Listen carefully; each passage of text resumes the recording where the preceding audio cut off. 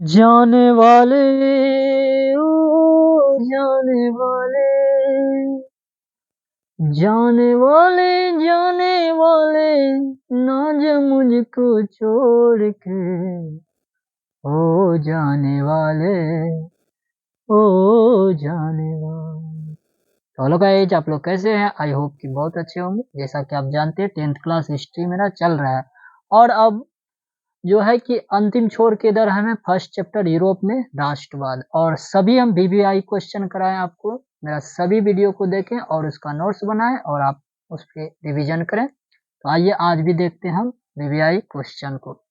तो लोह एवं रक्त की नीति से आप क्या समझते हैं? लोह एवं रक्त, लोह एवं रक्त। तो आप सीधा समझिए, लोह एवं रक्त की नीति का प्रतिपादन पहले किसने किया था? रक्त आप कब निकलता है? जब आपको किसी चीज का विष लग जाता है तब आपको रक्त निकलता है। या तो किसी का विष हो या तो कट जाया तो विष लगा तब रक्त निकला। तो विष से याद रखना है बिस्मार्क। याद हुआ? तो विष से याद रखना है बिस्मार्क। लोह एवं रक्त नीति का प्रतिपादन बिस्मार्क ने किया था, जो कि पर्सा का चांसलर 1862 ईस्वी में बन जाता है। इसका कथन था कि जर्मनी एवं इटली के एकीकरण के लिए विशाल सेना का संगठन। और इसका एक कथन है कि भाषण की नीति से कुछ नहीं होता है। इन्होंने कहा था, एक कथन इसका बहुत इंपॉर्टेंट है कि कोई भी काम भाषण की नीति से नहीं होता, सिर्फ भाषण देने से नहीं होता है बल्कि करके दिखाना पड़ता है। तो इसके लिए इन्होंने जर्मनी एवं इटली के एकीकरण के लिए विशाल सेना का संगठन किया था। विशाल सेना का संगठन किया, अंततः जर्मनी और इटली का एकीकरण भी किया।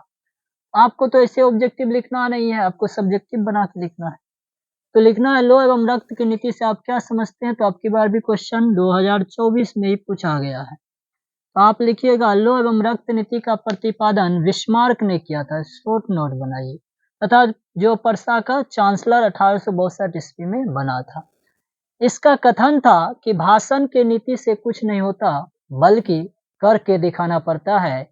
इसके लिए इन्होंने जर्मनी एवं इटली के एकीकरण के लिए विशाल सेना का संगठन किया और अंततः जर्मनी और इटली का एकीकरण कर दिखलाया। तो आप ऐसे सब्जेक्टिव बना के लिखिएगा।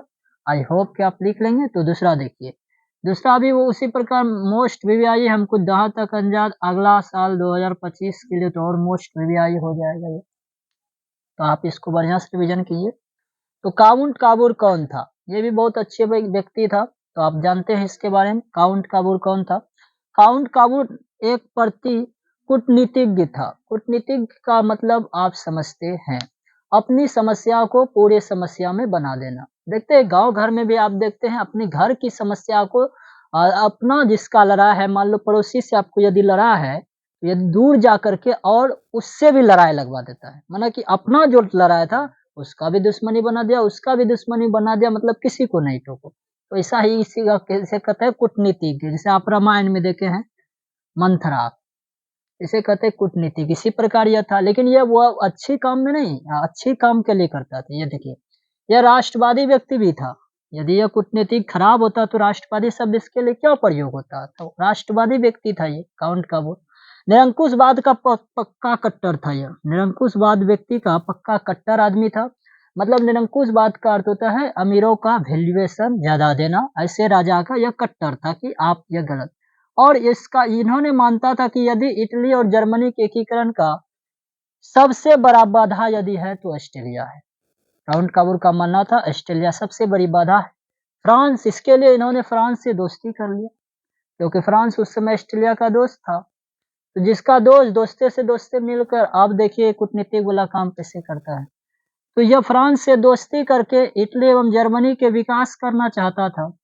इसके लिए इन्होंने अपनी जो समस्या थी इटली एवं जर्मनी के एकीकरण, इसको अंतर्राष्ट्रीय समस्या बना दिया, पूरे विश्व में फैला दिया कि आप पूरे पूरे को दुश्मनी करवा दिया ऑस्ट्रेलिया से। अब तो सब दुश्मन हो गया तो एक साथ इसको मारेगा। ऐसे समझिए इसको। इससे ये एक कोई आदमी है, ये एक पर्सन है, इसको इससे दुश्मनी है। और ये इधर जो पर्सन है इसको इससे दोस्ती है। इसको दोस्ती है, ये मानिए बिस्मार्क है, और ये बीच में ऑस्ट्रेलिया है, और ये कोई दूसरा पर्सन आदमी है मान लीजिए। तो ये जो होता है कि ये जो बिस्मार्क है, ये बिस्मार्क कहते हैं, काउंट काबूर, सॉरी काउंट काबूर गलती हो गया।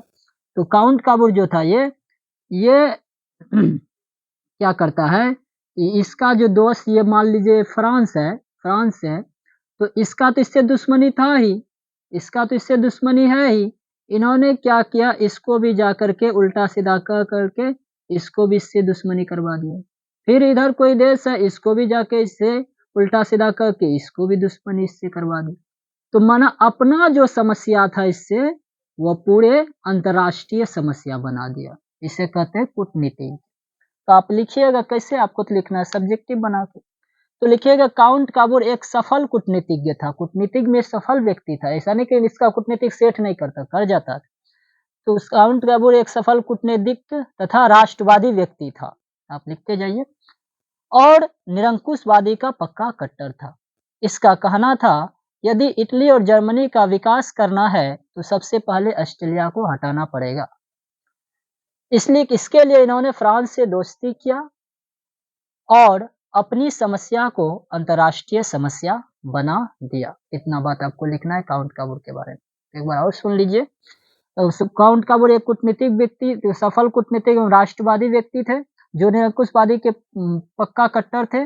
इसका कथन था कि इटली एवं जर्मनी का यदि विकास करनी है तो ऑस्ट्रेलिया को हटाना पड़ेगा। इसके लिए इन्होंने फ्रांस से दोस्ती किया और अंततः अपनी समस्या को पर्सनल समस्या को अंतर्राष्ट्रीय समस्या बना दिया।